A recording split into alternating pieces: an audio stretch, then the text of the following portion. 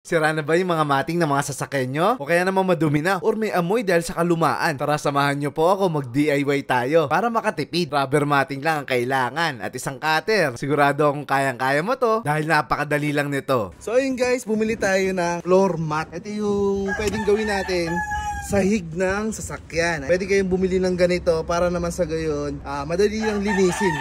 Pwede nyo itong laban. Ingay nung manok. So guys, iba't ibang kulay, depende sa gusto nyo. Ang pwede nyong bilhin na ganito. So itong pinili ko itim para naman sa sahig natin. Tignan nyo, balang araw kapag di mo yan nilagyan ng floor mat, pwede yung mapunit. So mas maganda kung lalagyan natin ng ganito. O, tignan nyo. Testing natin, ayan. Saka hindi siya madulas kung may ganito.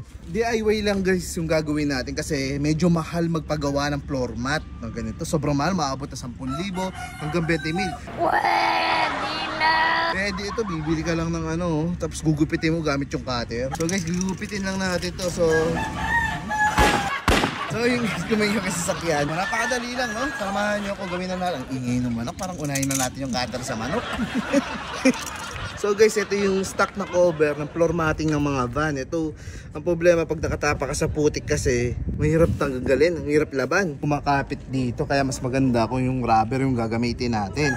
At ganito lang po ito kasimple. Ilalatag lang natin yung nabili nating rubber matting. Tapos ipapatong natin sa ibabaw yung original na mat para magsilbing guide natin. Madali mo lang itong magagawa dahil sanay ka naman pumatong. At umibabaw sa iba. Ay, joke lang. Kaya nyo naman, oh, kahit kayo, kayang-kaya nyo to. Babae, mapalalaki, kayang-kaya yan. Oh. Basta maganda, yung matalim na blade yung gagamitin nyo po. Nakita nyo naman. Oh, beautiful. Ayun, oh, napakalinis ng cut natin. Oh. Beautiful.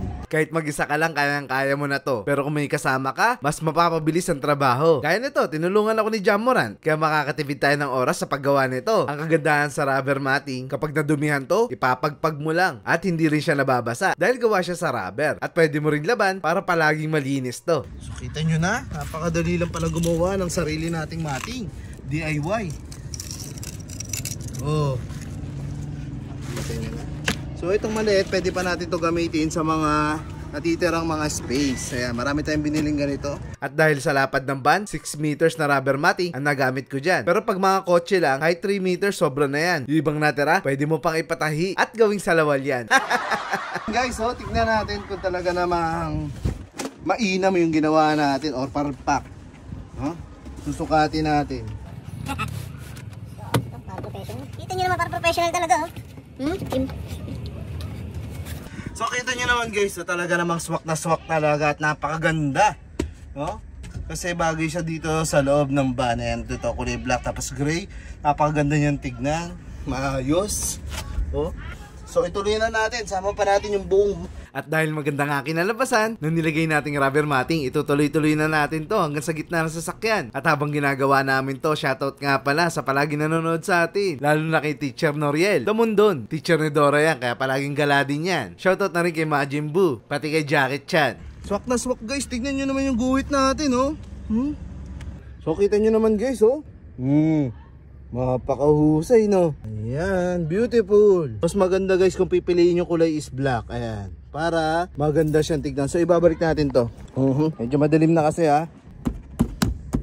Mas maganda, ang linis. Grabe, oh. Diba? Para kayong nagpa-auto detailing. Pero kailangan gumawa dahil DIY lang. Ayan. Sana magawa nyo rin sa mga sasakyan nyo. Dahil kita naman na napakadali lang gumawa nito. Ilalagay ko na lang kung saan ako bumili ng rubber matting. At sana nagustuhan nyo rin yung ating video. Huwag nyo kakalimutan i-like to, ha, para mailista mga pangalan nyo sa listahan ng tupad sa Pasko. Malaking finger heart sa lahat. Mama, chup chup! Easy. Magtiwala lang sa sarili nyo. Uminom na maraming tubig. Na matulog na maaga. No, tigilan na kaiinom. No, Jerome?